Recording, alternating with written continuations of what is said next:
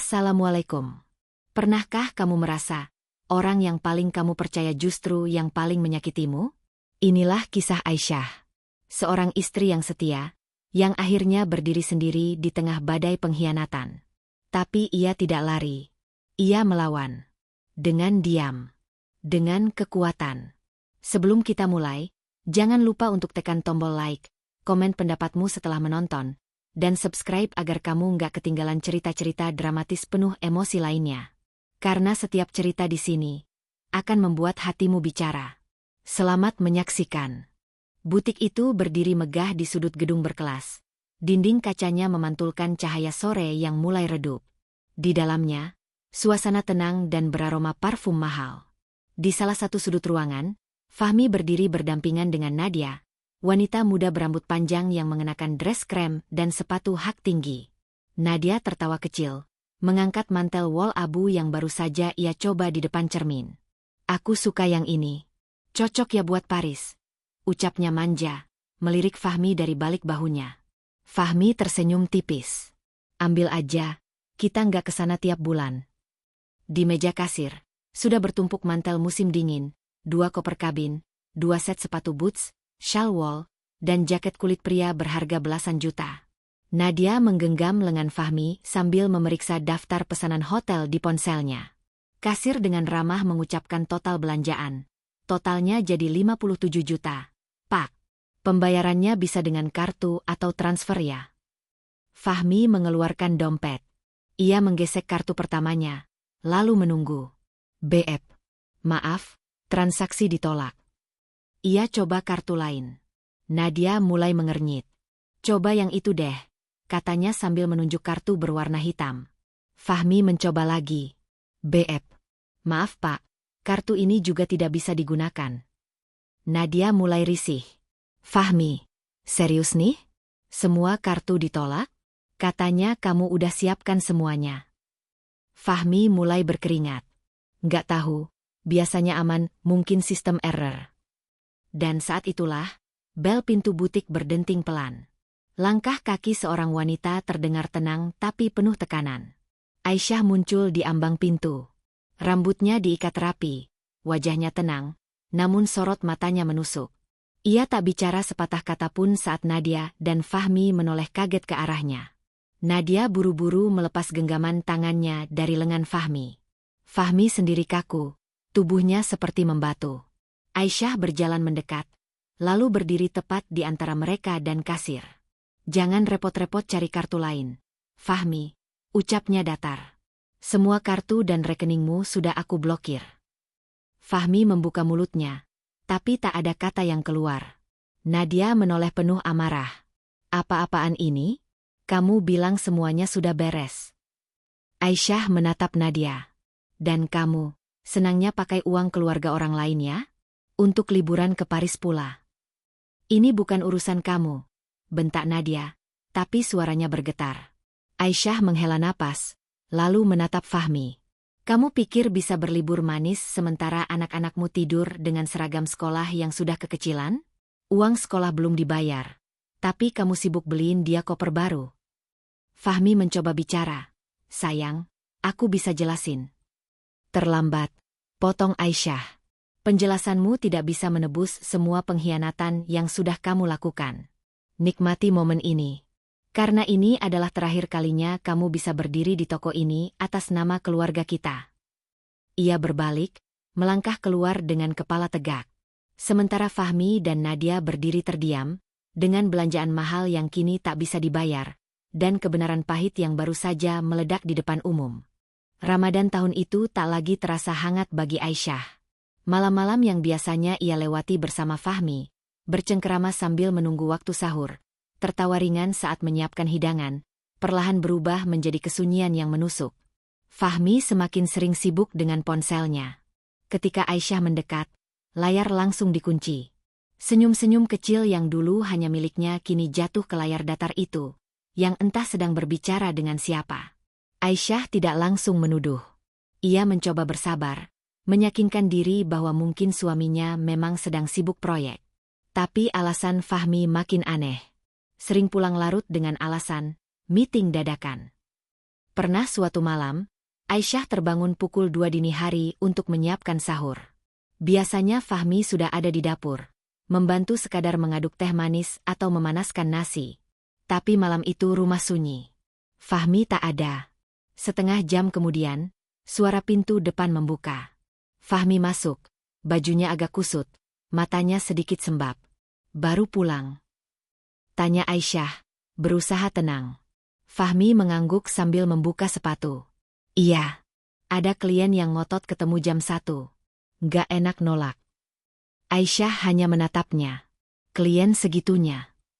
Fahmi tak menjawab. Ia masuk kamar mandi, dan malam itu mereka sahur dalam diam. Semakin hari, tanda-tanda itu makin jelas. Aisyah membuka lemari Fahmi. Tak ada baju baru, tak ada perubahan. Tapi kenapa uang bulanan lebih cepat habis? Anak mereka, Dina, yang baru berusia 8 tahun, suatu sore bertanya polos. Bunda, nanti pas libur panjang kita keluar kota lagi nggak? Aisyah tersenyum. Belum tahu, sayang. Kenapa? Katanya ayah beli koper baru, buat traveling, tapi kenapa bunda nggak tahu ya? Dek. Aisyah menoleh perlahan. Ayah bilang ke kamu. Enggak. Aku lihat dia buka koper baru di mobilnya. Sama tas perempuan, tapi bukan tas bunda. Seketika darah Aisyah terasa berhenti mengalir. Ia tak menunjukkan apapun di wajahnya, hanya mengangguk pelan dan membelai rambut anaknya. Oh ya? Mungkin itu buat kerjaan ayah. Tapi hatinya tidak bisa bohong. Rasa perih mulai menggerogoti. Ada hal besar yang disembunyikan Fahmi. Dan Aisyah tahu, kali ini dia tidak bisa tinggal diam. Ia harus tahu siapa yang ada di balik koper dan senyuman Fahmi yang bukan untuk dirinya lagi. Malam itu, hujan turun gerimis di luar jendela kamar. Anak-anak sudah tertidur, dan Aisyah duduk sendiri di ruang keluarga. Matanya menatap kosong ke arah layar televisi yang tidak menyala. Tangannya gemetar, tapi tekadnya sudah bulat. Fahmi tertidur lebih awal, seperti biasa. Ia meletakkan ponselnya di meja makan sebelum ke kamar. Kali ini, tak dikunci. Aisyah memandangi ponsel itu beberapa detik. Jantungnya berdetak tak karuan. Tapi ia tahu, jika ia tak membuka kebenaran malam ini, ia akan terus hidup dalam keraguan. Dengan tangan bergetar, ia membuka aplikasi perpesanan. Satu nama langsung menarik perhatian, Nadia. Bukan hanya namanya yang muncul berkali-kali, tapi juga emoji hati. Dan isi pesannya. Sayang, koperku nanti tolong dibungkus pakai bubble wrap ya. Aku takut rusak pas di kabin. Besok fitting ya jam 3. Aku udah booking di butik yang kita suka itu. Aku udah lihat foto hotelnya. Romantis banget pemandangannya. Paris pasti indah ya kalau sama kamu. Aisyah nyaris kehilangan napas. Tangannya menggenggam ujung meja, berusaha menahan diri agar tak berteriak. Rasanya dadanya diremukkan dari dalam. Ia terus menggulir ke atas, riwayat obrolan mereka sudah berlangsung lama. Seminggu, 2 minggu, bahkan lebih.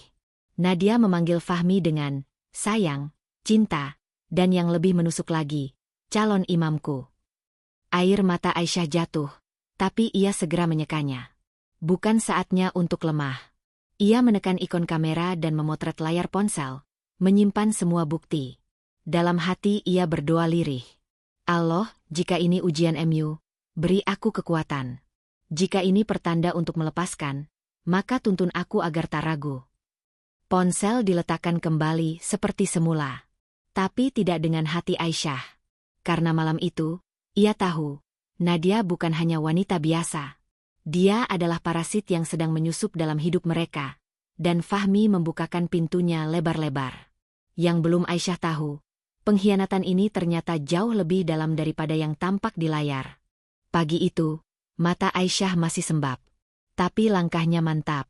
Sambil menyeduh teh hangat, ia membuka laptop dan masuk ke akun perbankan bersama yang selama ini dikelola untuk kebutuhan keluarga. Biasanya hanya ada pengeluaran bulanan, listrik, sekolah anak, belanja dapur. Tapi hari ini, daftar transaksinya membuat bulu kuduknya berdiri. 5 Mei, tiket pesawat internasional. 32.450.000. 7 Mei booking Hotel Champs-Élysées Paris, 18.200.000. 8 Mei belanja butik, Belle Maison, 6.900.000. 9 Mei toko koper dan aksesoris travel, 4.300.000. Aisyah terdiam. Tidak satupun transaksi ini dibicarakan padanya. Tidak ada rencana liburan keluarga. Tidak ada baju baru untuk anak-anak. Tapi Fahmi sedang membiayai seseorang untuk pergi bersamanya. Tangannya bergerak cepat. Ia mengambil ponsel dan menelpon seseorang yang sudah ia percaya sejak lama. Rina, sahabat lamanya, yang kini bekerja sebagai kasir di butik tempat Fahmi berbelanja. Rin, aku mau tanya satu hal. Fahmi pernah belanja di tempat kamu. Di ujung telepon terdengar keheningan. Lalu suara Rina keluar, pelan. Aku nggak tahu harus jawab apa.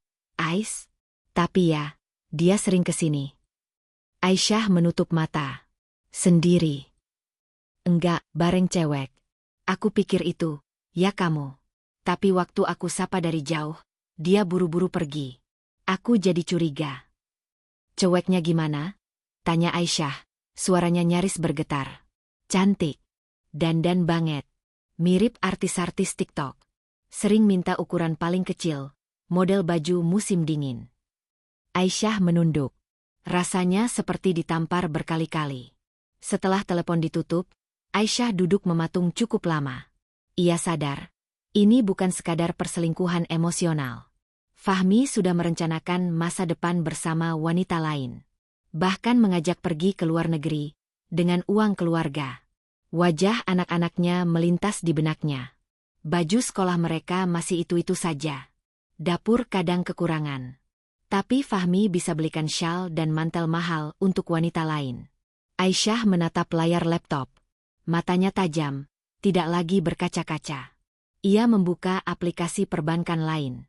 Dalam beberapa klik, ia memindahkan seluruh saldo ke rekening pribadinya. Lalu, ia tekan tombol, blokir kartu kredit dan ATM atas nama Fahmi. Konfirmasi muncul. Dan di detik itulah, kebebasan mulai tumbuh di dadanya. Perang diam-diam telah dimulai. Malam itu, Aisyah duduk di sudut tempat tidur dengan tasbih di tangan.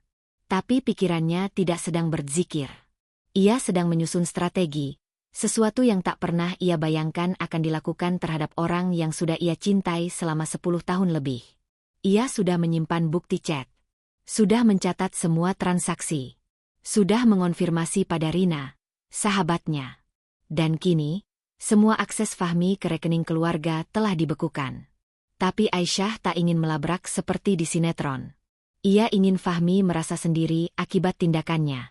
Ia ingin melihat reaksi jujur dari pria itu.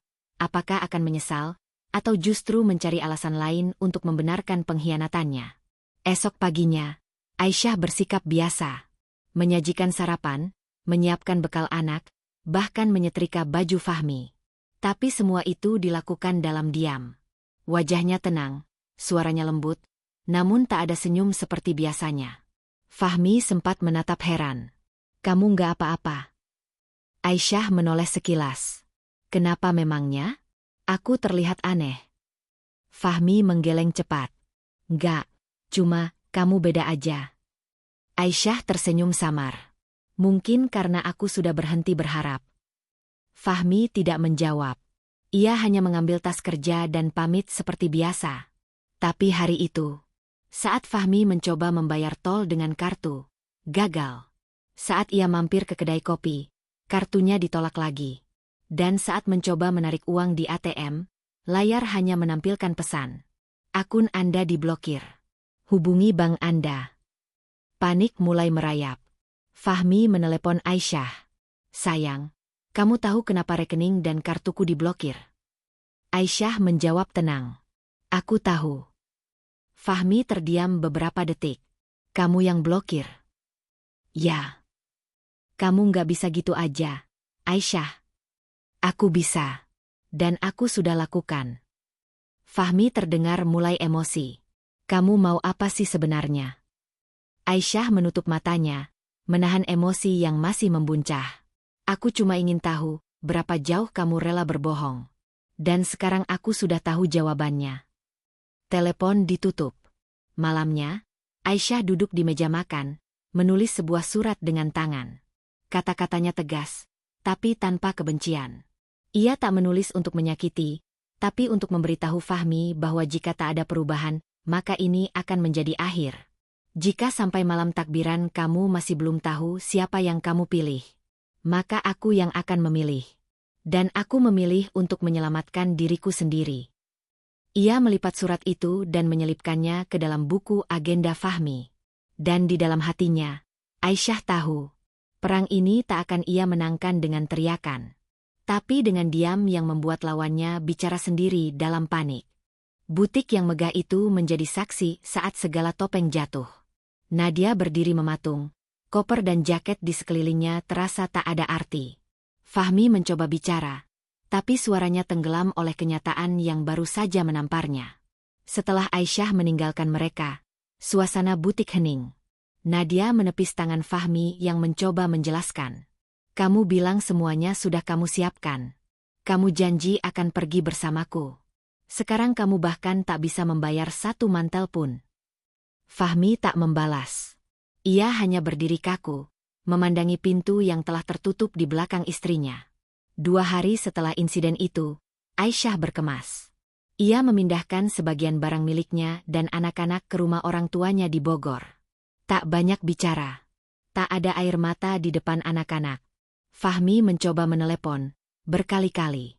Semua tidak dijawab. Pesan panjang yang ia kirim hanya dibaca, tidak dibalas. Nadia pun tak terlihat lagi. Setelah tahu Fahmi tak lagi punya akses keuangan, wanita itu menghilang seperti bayangan. Aisyah menatap tiket yang baru saja ia beli. Paris. Satu nama kota yang semula menjadi simbol pengkhianatan, kini menjadi simbol pembebasan. Tapi tiket itu bukan untuk liburan. Ia tak membawa siapa-siapa. Ia hanya ingin pergi. Melangkah. Menghirup udara baru. Menata ulang hidup. Di meja ruang keluarga, Fahmi duduk sendiri. Matanya sembab. Di tangannya, surat Aisyah yang telah berulang kali ia baca. Aku tahu kamu ingin segalanya tanpa kehilangan apapun. Tapi hidup tidak seperti itu. Fahmi, aku mencintaimu, tapi aku juga mencintai diriku sendiri. Dan sekarang, aku memilih yang selama ini tak pernah kupilih, diriku. Fahmi menunduk. Tangannya mengepal, menggenggam udara yang tak bisa ia genggam. Ia mengira Aisyah tak akan pernah benar-benar pergi. Tapi kini, suara anak-anak hanya terdengar dari ingatan. Aroma masakan Aisyah hanya tinggal bayangan. Dan rumah ini, kini benar-benar kosong. Sementara itu, Aisyah berdiri di bandara, mengenakan jaket sederhana dan ransel kecil. Ia memeluk erat kedua anaknya, lalu mencium kening mereka satu persatu. Ibu nggak pergi lama. Ibu cuma butuh waktu untuk tenang. Kalian tetap di sini dulu sama nenek, ya. Mereka mengangguk pelan. Lalu, Aisyah melangkah melewati pintu keberangkatan. Langkahnya ringan. Bukan karena ia menang, tapi karena ia akhirnya bebas. Kadang, cinta bukan tentang bertahan sampai hancur. Kadang, cinta adalah tentang tahu kapan harus melepaskan. Dan hari itu, bukan Fahmi yang berangkat ke Paris, tapi Aisyah. Dengan satu tiket, satu hati yang baru. Dan satu pelajaran besar yang tak akan pernah ia lupakan.